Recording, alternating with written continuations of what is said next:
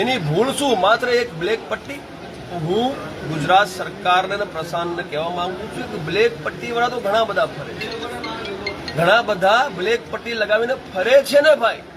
સરકારી કર્મચારીઓ ફરે છે, પોલીસ પ્રશાસનના અધિકારીઓ ફરે છે, પોલીસ પ્રશાસનના કર્મચારીઓ ફરે છે, પોલિટિકલ લોકો પણ ફરે છે. તો પછી આ એક ફોજી સાથે આટલું દુર્વ્યવહાર શા માટે?